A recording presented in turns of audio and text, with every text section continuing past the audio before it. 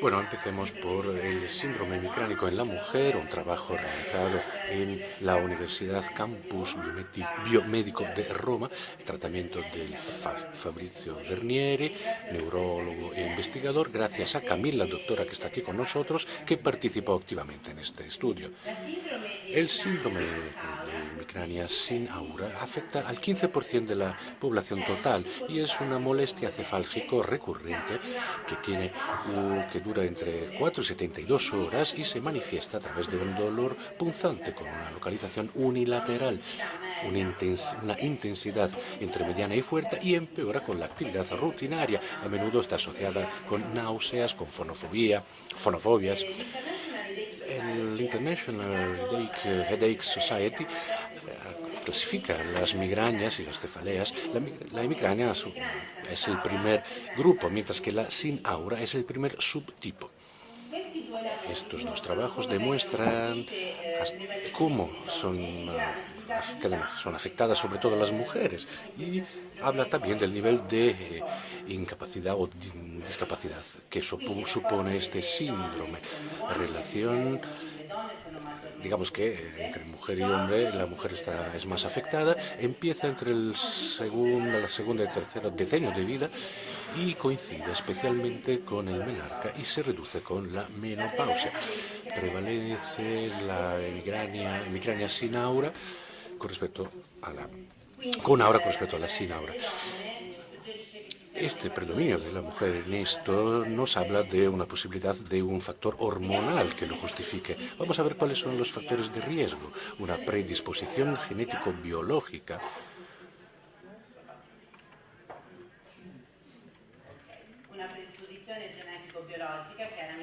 evidentemente, y también factores que están relacionados con esta, hormonales, psicológicos, ambientales, alimenticios u otros factores que hacen de esta patología una patología multifactorial. A ver, las fases de la enfermedad son tres: la prodrómica, la fase álgida y postdrómica. La prodrómica está integrada por síntomas como el incremento de la sensación de apetito o sed con bostezos y depresiones, mientras que la fase álgica tiene un comienzo por la mañana o por la noche, luego necesita de un descanso en cama, con silencio y con oscuridad, y distribución unilateral, frontal, ocular o lateral. Vamos a ver cuáles son los síntomas postdrómicos después de que finaliza el dolor propiamente dicho. Se habla de astenia, de alteraciones del estado de humor, falta de apetito y un desequilibrio electrolítico que se manifiesta a través de un incremento de la diuresis. ¿Qué pasa durante la fase álgica? Se activa un sistema, el trigémino vascular, que desencadena mediadores de la inflamación que provocan a su vez la dilatación de los vasos de la dura madre que alcanzan el ganglio trigeminal y a través del tálamo y el puente alcanzan el córtex. Veamos qué pasa. A nivel del trigémino vascular, los mediadores de la inflamación no son sino neuropeptidas y vasodilatadores. Se provoca una vasodilatación a nivel de la pía madre y una excitabilidad que sensibiliza el grupo trigeminal y caudal. La terapia farmacológica es una terapia de reacción y también de prevención. La de reacción tiene la finalidad de eliminar la crisis, se toma el fármaco cuando se necesita, y FANS, triptanias, antiemáticos, estos son los fármacos, mientras que la terapia preventiva tiene el objetivo de reducir la frecuencia, la intensidad y la duración de la crisis. El fármaco se asume durante 6 meses para suspenderse posteriormente y hablamos de beta bloqueantes, antidepresivos y antiepilépticos en este caso. Vamos a ver nuestro estudio, cómo surgió. Nos preguntamos, ¿existen métodos de tratamiento de la hemicrania que no sean farmacológicos? Evidentemente, yo me incliné por la RPG, evidentemente no en vano. La integración sensomotoria que garantiza el control postural está constituida por una información somatosensorial que integra el 70% de toda la información, la vestibular, que es el 20%, y la visual, que es el 10%. Todas nos permiten conseguir un control de la postura. El control postural, pues, y el del equilibrio es el resultado de un sistema multisensorial plurimodal en el que los tres sistemas desempeñan un papel clave. ¿Cómo podemos integrarlos? ¿A través de la reeducación postural global, tal vez? Vamos a ver el objetivo del estudio. El objetivo es el de reducir el número, la intensidad y la duración de los episodios hemicránicos, reducir o suspender el fármaco o bien pasar a una categoría de medicamentos más ligera. La muestra de sujetos estudiados estaba integrada por 16 mujeres de una edad entre 25 y 65 años. A las que se había diagnosticado una hemicrania sin aura.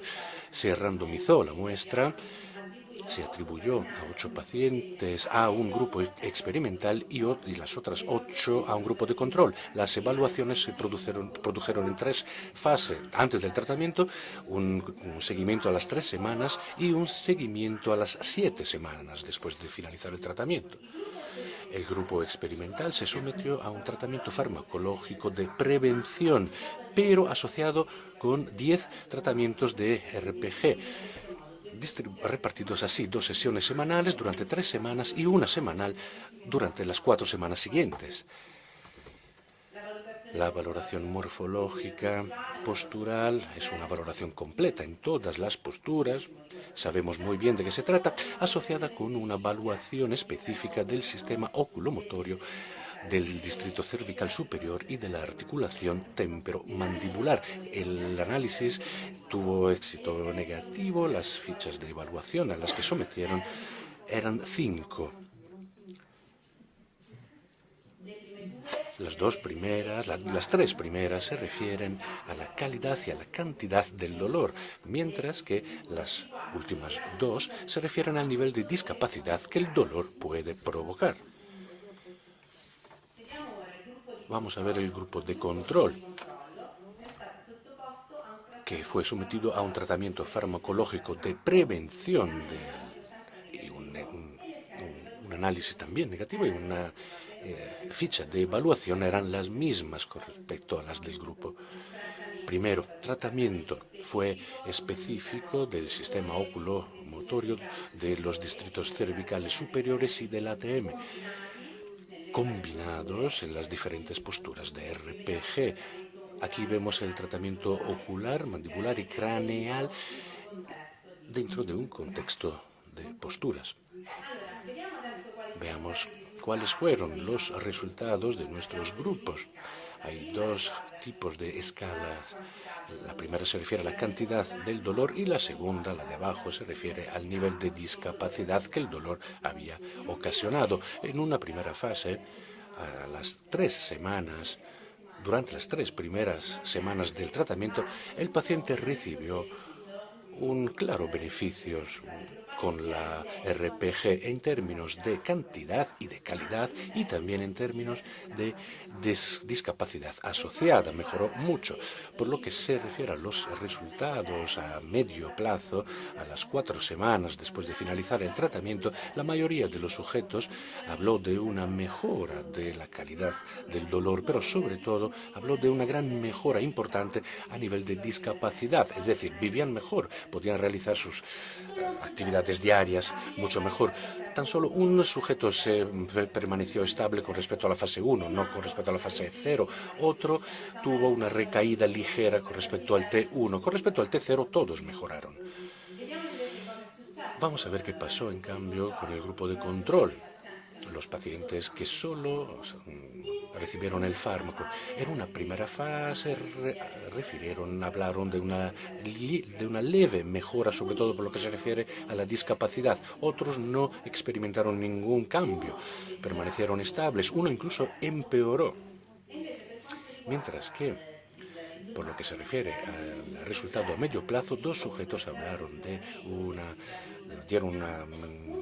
experimentaron una mejora de las actividades diarias, otro habló de una mejora en cuanto al dolor, otros fueron estables y 3 empeoraron en cuanto a la cantidad de dolor y también por lo que se refiere a la actividad diaria. Yo creo que se habituaron al fármaco. Luego, el riesgo es el de pasar a otro tipo de hemicrania debido justamente a un exceso de medicamento. Veamos un estudio estadístico de los resultados que se elaboró. Utilizamos 2 textos no paramétricos. Según el Friedman Test, el primero de ellos, que se realizó un análisis in itinere y se vio que se produjo una mejora en los pacientes del grupo experimental, mientras que el Kruskal Test, que cotejó el grupo de control con el grupo experimental, pues comprobó que para todas las escalas, para todas las fases y para todas las variables, el grupo experimental tuvo una mejora más significativa en el T2 a medio plazo, lo cual es bastante significativo. Según el diario de las crisis de los pacientes, el 100% del grupo experimental refirió un incremento en cuanto a dolor y discapacidad de la intensidad y de la frecuencia del dolor, mientras que el 20% de este grupo redujo la posología de la terapia. El 80% del grupo experimental reemplazó esta terapia por un analgésico blando. Los límites de este estudio, evidentemente, está en la muestra, que era poco numerosa, pero lo estamos ampliando y lo estamos siguiendo con un seguimiento a largo plazo. De momento, me queda sin agradecerle su atención.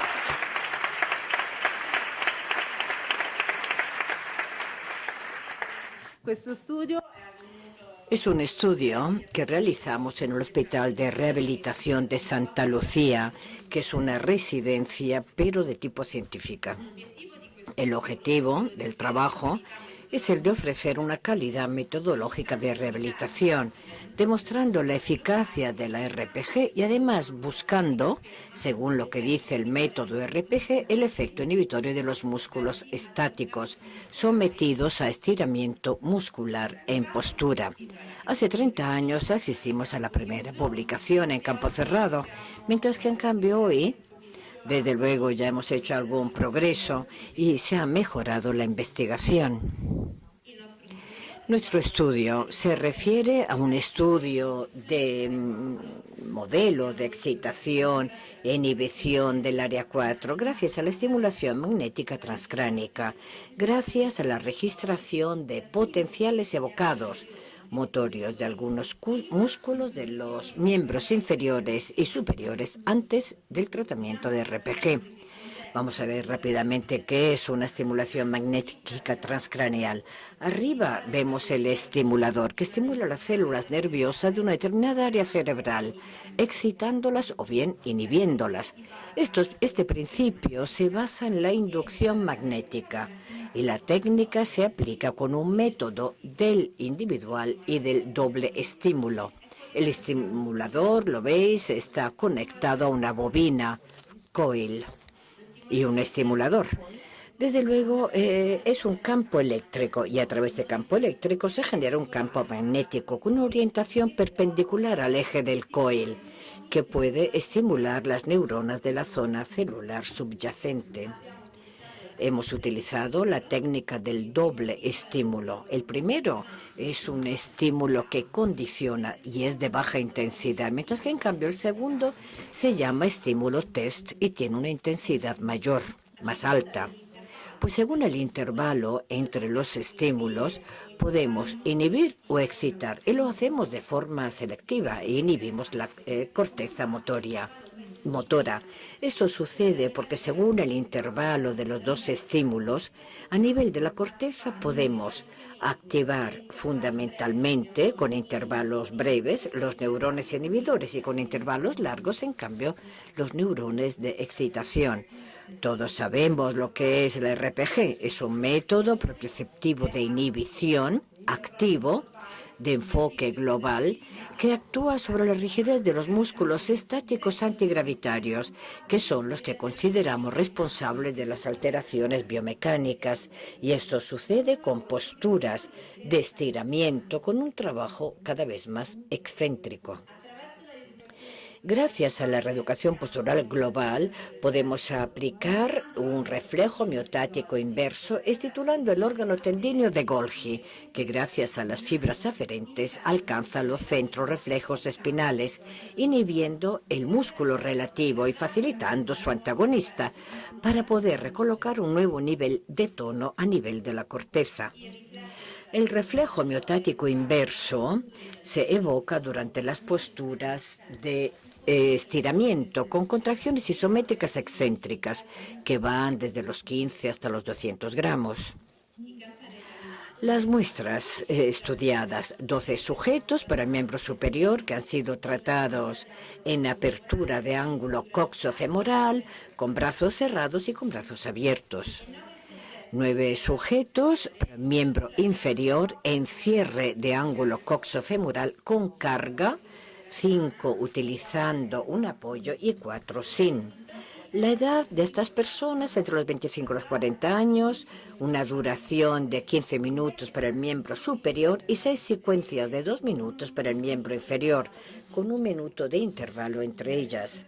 Luego, la registración se ha sucedido tras 5 minutos de tratamiento.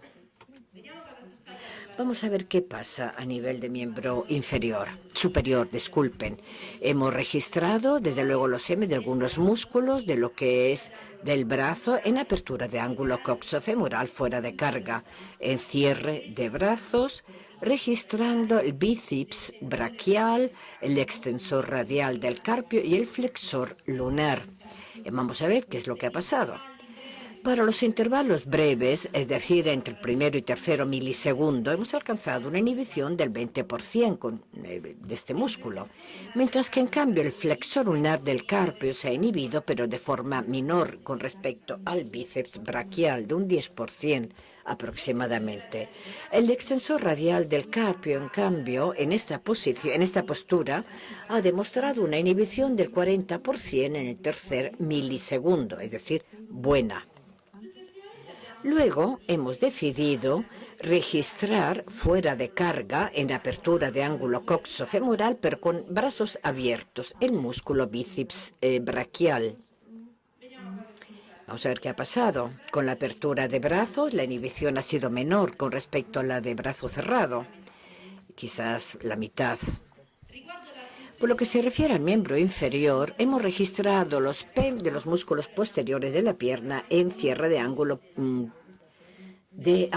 coxofemoral, registrando el bíceps femoral, el gemelo medial y el tibial anterior. El bíceps femoral ha recibido una inhibición superior al 40%. Vamos a observar la curva rosa. El gemelo medial ha presentado una inhibición del 10% y el tibial anterior, y esto nos ha sorprendido, ha recibido una activación superior al 50%. Entonces, ¿qué decidimos hacer? Pues bien, quitar el elemento que molestaba, pensando que fuera el apoyo. Entonces hemos aplicado otra vez, porque estaba en la tarima, lo hemos aplicado nuevamente. El tibial anterior ha recibido una activación, pero era la mitad. Pero de todas formas, una activación, facilitación. Los resultados de los miembros superiores. En cierre de brazos ha habido una inhibición evidente del bíceps braquial y de la extensión radial del carpio, mientras que en cambio ha sido menos importante la inhibición del flexor ulnar del carpio, mientras que en cambio con la apertura con respecto al cierre, la inhibición del bíceps braquial ha sido inferior. La inhibición del bíceps braquial es superior en cierre de brazos con respecto a la apertura de brazos. Por lo que se refiere a los miembros inferiores, ha sido significativa la inhibición de los músculos del gemelo medial y del bíceps femoral, pero una evidente facilitación del tibial anterior, con o sin ayuda de la tarima. Es decir, que me he permitido pensar una serie de hipótesis, es decir, que la dorsiflexión plantaria llevará a un desequilibrio. Por un lado, el estiramiento del tríceps sural y el ligamento interóseo. ¿Y qué es lo que pasa? Se activa el reflejo medular que gracias lleva, digamos, a un reflejo de estiramiento a través de los usos neuromusculares, llevando una aferencia propioceptiva al cerebelo, que también reacciona frente al estiramiento, creando unos inputs y enviándolos al córtex motorio con la activación del músculo tibial. Pero esto es una hipótesis mía. La segunda hipótesis es muy sencilla, el mecanismo de inhibición recíproca que conocemos todos. Entonces, ¿qué es lo que hemos hecho? Bueno, no nos rendimos y en cierre del ángulo coxofemoral, brazos cerrados fuera de carga, hemos registrado otra vez el bíceps femoral, el gemelo y el tibial, pero sin carga, fuera de carga. ¿Y qué es lo que se vio? Que el bíceps braquial tiene más o menos la misma inhibición fuera de carga y en carga, mientras que en cambio el gemelo recibe una mayor inhibición fuera de carga. El tibial anterior, en cambio, en vez de facilitar, lo que tiene es una ligera inhibición, y era donde queríamos llegar, justamente fuera de carga, en cierre de ángulo coxofemoral, el tibial anterior recibe una inhibición. Entonces, como conclusión, los primeros resultados son que el bíceps femoral inhibe en el primer y tercero milisegundo, es decir, intervalos de inhibición de un 40%, en carga, pero también fuera de carga, en cierre de ángulo coxofemoral, mientras que en cambio el gemelo medial dobla en fuera de carga y el tibial anterior, en vez de facilitar más del 50%, tal como hemos visto en cargo con tarima, en cambio tiene una inhibición de un 20% aproximadamente. Luego hemos experimentado en esta segunda fase y hemos visto qué pasaba con la inhibición del área motora. En vez de a los 5 minutos, lo hemos estudiado a largo plazo, es decir, un mes después del tratamiento, probando los músculos posteriores del miembro inferior, pero siguiendo la misma técnica, es decir, la TMS. La muestra examinada eran 5 sujetas con una edad incluida entre los 25 y los 40 años. Todos ellos llevaban a cabo una actividad dinámica, eran deportistas. Y además sometidos a 6 secuencias de 2 minutos para el miembro inferior con 1 minuto de intervalo y 6 secuencias en cierre de ángulo coxofemoral en carga con tarima, 2 por semana, registrando los MEP después de un mes del tratamiento, con ausencia total de autogestión del paciente que siguió su vida sin autogestión de RPG. Vamos a ver qué ha pasado en el tibial anterior a los 30 días. Lo vemos en la parte inferior de la imagen. El tibial anterior, en vez de enorme facilitación, se comprobó una facilitación menor a los 15 días. Es decir, menor facilitación de este músculo a los 30 días. El gemelo medial a los 30 días mantiene su inhibición, la misma. Y además aquí me he referido a la teoría según la cual 2 neurones en contacto se potencian mutuamente. Entonces, ¿qué hacen? Crean grupos celulares asociativos y, por tanto, modifican la sinapsis de forma duradera. Y además crean malformaciones a nivel del encéfalo, aumentando así la excitabilidad de las dendritas y la hipertrofia de las mismas. 2 neuronas que se descargan juntos se potencian recíprocamente, modificando incluso su estructura. Es decir, que se trata de plasticidad cerebral. En 1950 se dijo que las conexiones corticales se refuerzan y se modelan gracias a la experiencia. La plasticidad, entonces, es una propiedad intrínseca del cerebro humano y representa una invención de la evolución que le permite al sistema nervioso superar las restricciones que a menudo le impone su genoma. permitiendo adaptarse a las presiones ambientales, a los cambios fisiológicos y a la experiencia. La plasticidad es un mecanismo para el desarrollo, pero también para el aprendizaje de habilidades cognitivas y a menudo puede ser causa de patología.